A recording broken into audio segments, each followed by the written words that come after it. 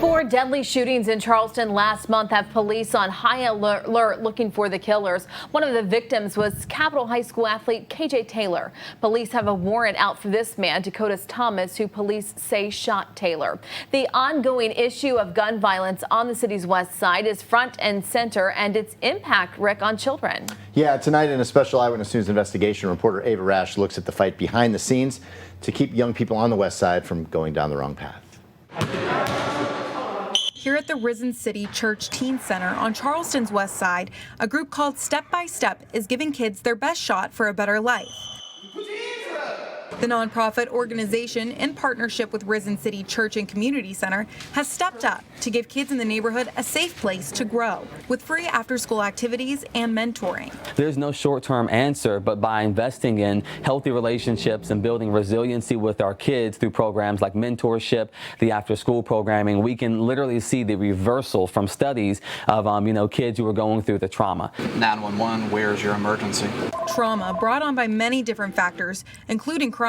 We checked with Metro 911 to get a sense of how often police are responding to just shooting calls alone on the west side compared to other areas. The west side consistently leading in those calls to 911 over the past 5 years. 2020's numbers are even more telling. Police responded to 41 shooting calls last year on the west side. That's half of the calls for the entire city, and a 41% increase from 2019. In 2020, police investigated 12 homicides in the capital city. 9 happened on the west side, in which guns were used in 6 of those 9 cases. It's perpetrated by people who aren't from the west side. They don't value our city, they don't value our community, and that's unfortunate. So what we try to do as much as possible is to protect our kids and provide the best places for them. Children losing their lives like KJ Taylor and Tymel McKinney. Those are just 2 of the names out of many who have died due to gun violence on the west side.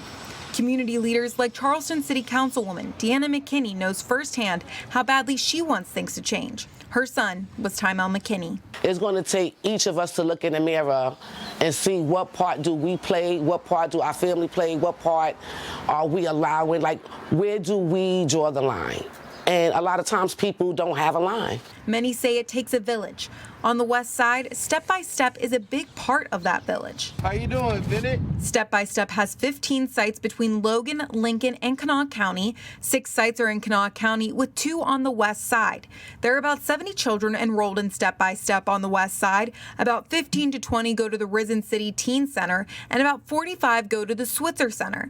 Farmer says they're seeing results. One of our kids had like an 8% in a class, and I think they brought it all the way up to the 80-some%. So it was amazing because they just kind of said, let's sit down and let's do the work together. And they spent a whole couple of days just going at it, digging into it, getting it complete. And the achievement that they felt was really exciting. We get that a lot with some of the kids. They're excited. They bring their iPads and they're like, look at my grades, look what I did. And I'm like, okay, cool down. But it's so exciting for them to be excited about bringing their grades up. When the pandemic hit, the program stepped up again to provide kids an environment where they could study and do school online. Some of the kids may struggle with being on the computer all day long and isolation. We're able to provide them a place with staffing, teachers to be able to give them the help that they need and answer some of the questions. One of the first signs of a child going off track is missing or not caring about school.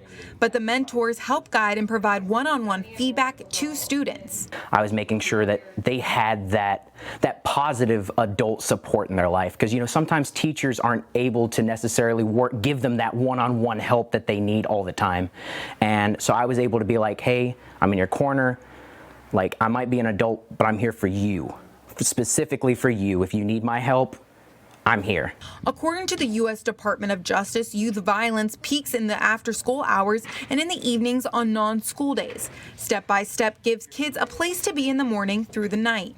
We got to strengthen those young people to build their resiliency, build their conflict resolution skills, to equip them with the skills that they need so that they can influence the influencers. And we've got to cast a vision and maintain a vision that we're going to be a healthy, a wholesome, nonviolent community. Community involvement is the long-term solution to a problem the West Side community never asked for. This is a real problem, and we really need to stop acting like it don't exist until it affects us. You know, if you think about the people that you know and love that are affected by this, it should motivate you to want to get involved, find ways to get involved. We need more people involved. They say change won't happen overnight, but having conversations is a start. We do have to start having conversations about violence, about how do we resolve conflict, how do we de-escalate, how do we address when there's tension to address the problem. And all agree that now is the time to invest in the next generation. I always say it takes a generation before to effectively change the generation afterwards. And I'm not working right now for my 30-year-old generation, but we're working on the generation that's going to come after that affect my kids who are 11 and 1 year old. For these kids, it's a goal worth striving for. Reporting in Charleston, Ava Rash, Eyewitness News.